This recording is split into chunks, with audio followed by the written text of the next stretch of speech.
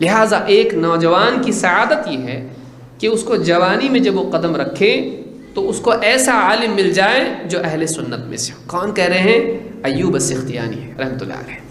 لہٰذا یہ دیکھیے علماء کی اہمیت اور علماء سے جڑے رہنا. اور کیسا عالم ہونا چاہیے؟ بہت باتیں کرنے والا، رکتا ہی نہیں. وہ عالم کیسا ہونا چاہیے؟ من اہل سنہ، سنت والا عالم ہونا چاہیے. اس کے پاس سنت، خالی قرآن کی تفسیر آتی ہے اس کو، ایک بھی حدیث نہیں آتی. کیوں؟ وہ بولتا قرآن میں جب سب ہے تو حدیث کی طرف جانے کی ضرورت کیا؟ یہ پہلے سی گڑھے میں، وہ دوسرے کو کیا گڑھے سے نکالے گا؟ قرآن بڑا کیا حدیث بڑی؟ اللہ بڑا کہ رسول بڑا؟ تو بھولا بھالا مسلمان کیا بولتا ہے؟ اللہ بڑا ہے. بڑا کون؟ اللہ. پھر اللہ کی بات بڑی کہ رسول کی بات بڑی؟ اب وہ سیکنڈ لیول پہ ٹیکنیکل آرگیومنٹ کے طور پر کیا بولنا پڑے گا اس کو؟ جب اللہ بڑا رسول سے تو اللہ کی بات بڑی رسول سے، اللہ کی بات بڑی. اب یہیں سے اس کو لے جانا گمراہی کی طرف شروع کرتا ہے. تو پھر بس ہو گیا، اللہ نے قرآن میں سب بتایا کہ نہیں، کہ چھوڑ دیا اللہ نے؟ کچھ بتایا سب اللہ نے. تو پھر حدیث کی ضرورت کیا ہے؟ قرآن میں صحیح ضعیف ہے کیا؟ نہیں. حدیث میں ہے نا؟ ہاں. قرآن میں کوئی کنفیوژن ہے؟ نہیں. حدیث میں ہوتا نا؟ کنفیوژن والا چھوڑ دو نا، جو پکا ہے بولو. ٹھیک ہے، تمہارے گھر میں مرے اگر تمہارے ابا تو دفن کرنے کا طریقہ قرآن میں ہے نا؟ نہیں، وہ نہیں ہے. دفن کرنے کا غسل ہے قرآن میں میت کو؟ اب یہاں جا کے کسی سٹی گم. اسی لیے جو منکرین حدیث ہے ان سے علماء کہتے ہیں تمہارے گھر میں کوئی مرے گا، کفن دفن یہ وہ سارا قرآن میں ہے کیا؟ قرآن میں نہیں ہے. کیا کفن کا طریقہ، غسل کیسے دیا جائے اور کیسا طریقہ، کہاں دفن کیا جائے، قرآن میں نہیں ہے. اس کے لیے کہاں جانا پڑتا ہے؟ حدیث. عالم من اہل السنہ، کیونکہ قرآن میں سب کچھ ہے اجمالاً. قرآن میں کیسا ہے سب کچھ؟ اللہ نے کیا کہتے؟ واقیموا الصلاۃ، نماز قائم کرو. اور اللہ نے کہا قل اطیعوا اللہ والرسول. اللہ نے کہا لقد کان لکم فی رسول اللہ اسوۃ حسنہ. نماز قائم کرو. کیسے قائم کرو؟ اللہ کی مانو، رسول کی مانو. تمہارے لیے رسول کی زندگی میں بہترین نمونہ ہے، ختم. جاؤ رسول کے پاس دیکھو نماز کیسی پڑھنا چاہیے. تابع کر دیا رسول کے، حکم نماز کا دے دیا اور جنرل انسٹرکشنز دے دی، ڈیٹیل نہیں. لہذا قرآن میں اجمالی ہے، شارٹ میں ہے، اس کا ڈیٹیل کدھر ہے؟ رسول کے پاس. جب قرآن میں سب دینا تھا تو رسول کی ضرورت کیا تھی؟ پھر ڈائریکٹ گھر پہ بھیج دیتا ہے کہ کاپی. رسول کو کیوں بھیجا؟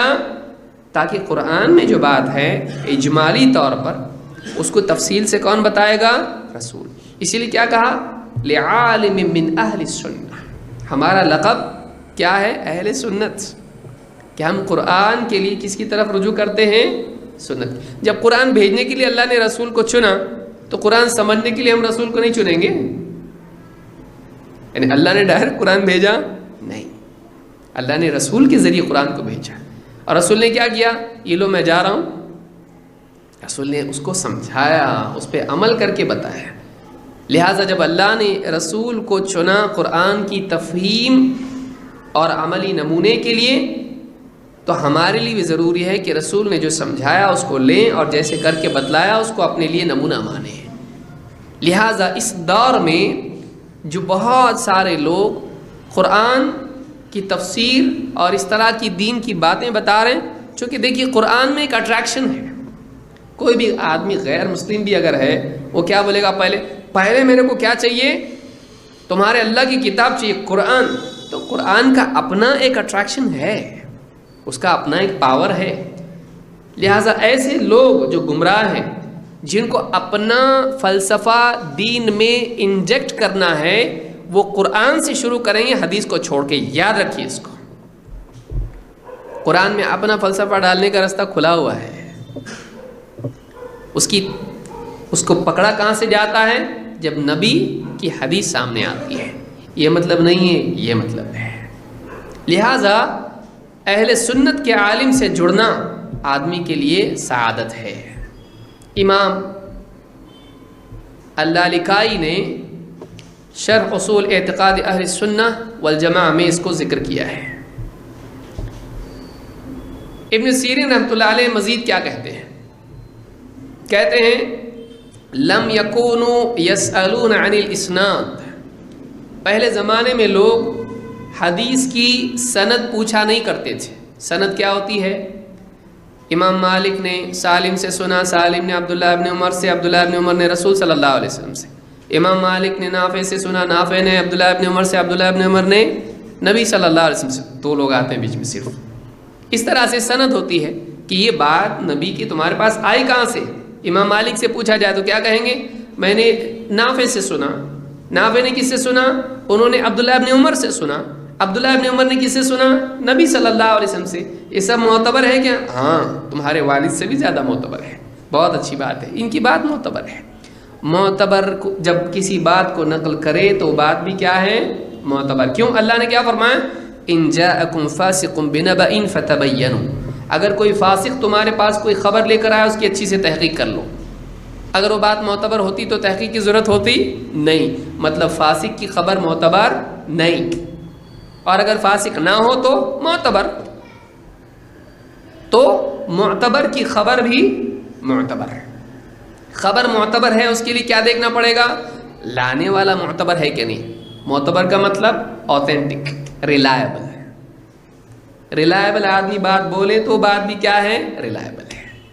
مسٹیک اس سے ہو سکتی ہے، چانسز اس کے کم ہیں۔ پہلا لیول یہ ہے کہ معتبر ہے کہ نہیں ہے، نہیں تو چھٹی۔ جھوٹا آدمی بھی صحیح بات بول سکتا ہے، لیکن پھر ہمیشہ اس پر بھروسہ رکھنے لگیں گے۔ ایک بار اس نے صحیح بولا تھا عید کے دن، لہٰذا اس کی بات مانا نہیں۔ فلاں سے غلطی ہوئی تھی لہٰذا اس کی کوئی بات ماننا نہیں چاہیے، یہ بھی غلط ہے۔ معتبر آدمی غلطی کر سکتا ہے اور غیر معتبر آدمی صحیح بات بول سکتا ہے، لیکن اصول یہ ہے کہ بات معتبر ہی سے لی جائے گی، چاہے کبھی کبھار وہ غلطی کر جائے۔ ہاں، اگر اکثر غلطی کرنے لگے گا پھر نہیں لیں گے۔ ہمیشہ ایکسیڈنٹ کرتا، اب نہیں بیٹھیں گے اس کی گاڑی میں۔ ایک آدھ ایکسیڈنٹ ہر ایک ڈرائیور کا ہوتا ہے، اس کے ساتھ اس کو گاڑی چلانے سے منع کریں گے؟ نہیں۔ اس کی گاڑی میں بیٹھیں گی؟ نہیں۔ کون ڈرائیور ہے جس کا کچھ نہ کچھ ایکسیڈنٹ نہیں ہوتا ہے؟ لیکن یہ ہمیشہ ایکسیڈنٹ کرتا، آپ جاؤ میں آ رہا ہوں دوسری گاڑی سے۔ یہ اصول ہے، یہ اصول ہے۔ کہتے ہیں لم یکونوا یسألون عن الاسناد، پہلے لوگ جب کسی سے حدیث سنتے تو اس سے سند نہیں پوچھتے تھے۔ فلما وقعت الفتنہ، لیکن جب فتنہ واقع ہوا، گمراہیاں اور باطل گروہ فرقے نکلنے لگے، اور جب فتنہ واقع ہو گیا، دین میں کنفیوژن پیدا ہو گیا، لوگوں نے اپنے اپنے افسانے اور فلسفے بیان کرنے شروع کر دیے۔ فلما وقعت الفتنة قالوا سموا لنا رجالکم، پھر لوگوں نے کہنا شروع کیا ابن سیرین سے پہلے لوگ کون ہیں؟ ان سے بڑے ہیں، یہ 33 ہجری میں تو پیدا ہوئے، 30 ہجری تک تو خلافت راشدہ تھی، یعنی ایک دم شروع کے دور کے ہیں، اور کہہ رہے ہیں پہلے لوگ نہیں پوچھتے تھے، لیکن جب فتنہ واقع ہوا تو لوگوں نے کیا کہا؟ سلف نے، صحابہ نے، تابعین نے کیا کہا؟ سموا لنا رجالکم، یہ جو بات تم بتا رہے ہو تم سے کس نے بتائی ذرا بتاؤ، تم کو جس نے بتایا اس کا نام بتاؤ۔ سموا لنا رجالکم فینظر الی اہل السنۃ فیؤخذ حدیثہم، تو ہم دیکھیں گے بیان کرنے والے اہل سنت ہیں تو ہم ان کی حدیث لیں گے۔ وَيُنظَرُ إِلَىٰ أَهْلِ الْبِدْعِ، اور بدعتی لوگوں کو دیکھا جائے گا۔ فَلَا يُؤْخَذُ حَدِيثُهُمْ، اور ان کی حدیث ہم نہیں لیں گے، ان کی بات ہم نہیں لیں گے۔ اس سے کیا معلوم پڑا؟ تمہارے بیان کرنے والے کون ہیں بتاؤ؟ اگر بیان کرنے والے اہل سنت میں سے معتبر ہوں گے لیں گے، اہل بدعت میں سے ہوں گے لیں گے۔ فلا یؤخذ حدیثہم، ان کی حدیث ان کی بات ہم نہیں لیں گے۔ یہ حدیث کے بارے میں بھی ہے اور ان کی باتوں کے بارے میں بھی ہے۔ جب وہ نبی کی بات بیان کر رہے ہیں وہ نہیں لیں گے، ان کی بات کیوں لیں گے؟ سوچنے کی بات ہے کہ جب انہوں نے نبی کی بات بیان کی ہم نہیں لیں گے، ہو سکتا ہے ملاوٹ کر کے دے کیونکہ یہ معتبر آدمی نہیں ہے، یہ بدعت پہ چلنے والا سنت بیان کرنے کے لائق ہے کیا؟ نہیں لیں گے اس کی بات کو. فلا یؤخذ حدیثهم، ان کی حدیث ہم نہیں لیں گے.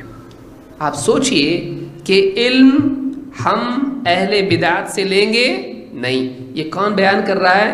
ابن سیرین اپنی بات اپنے سے پہلوں کی بات بیان کر رہے ہیں.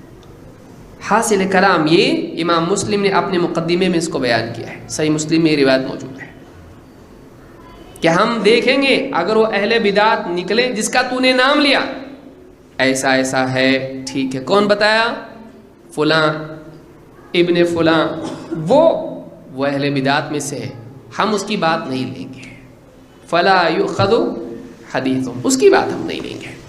معلوم یہ ہوا کہ علم لینے میں افراد کو پہلے دیکھا جاتا ہے، بات کو بعد میں. بتانے والے کو پہلے دیکھیں گے، بتائی بات کو بعد میں. اگر وہی معتبر نہیں، اس کی بات نہیں لیں گے. یہ میرا طریقہ ہے، یہ آپ کا ہے، یہ سلف کا طریقہ ہے. اب کیا بولیں گے ان کو؟ بہت تعصب والے ہیں. یہ تعصب والے اگر ہیں تو سنت کے لیے تعصب کرنا فرض ہے.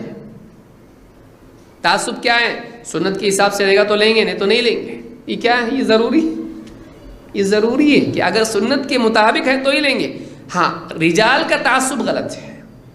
ہمارے قبیلے والے کی حدیث ہوگی تو لیں گے، نہیں تو نہیں لیں گے. غلط ہے بھائی. تیرا قبیلہ کون؟ ہمارے باپ دادا سے آیا ہوگا تو لیں گے، نہیں تو نہیں لیں گے. یہ تعصب غلط ہے. باپ دادا کوئی پیمانہ نہیں ہے. لیکن اگر کوئی آدمی سنت کے لیے تعصب کرے، سنت کے حساب سے ہوگا تو لیں گے، نہیں تو نہیں لیں گے، تو یہ تعصب تو فرض ہے. تو ایسا کرنا کہ فلاں کی بنیاد پر لینا چھوڑنا، فلاں کی بنیاد پر دوستی دشمنی، اصول اگر وہ صحیح ہے، اللہ کے لیے دوستی، اللہ کے لیے دشمنی، رسول اللہ صلی اللہ علیہ وسلم کی حدیث کی سنت کی بنیاد پر بات قبول اور رد، یہ تو ضروری ہے، یہ تو پیمانہ ہے. جو پیمانہ نہیں ہے اس کی بنیاد پر تعصب غلط ہے. سمجھ میں آئی بات؟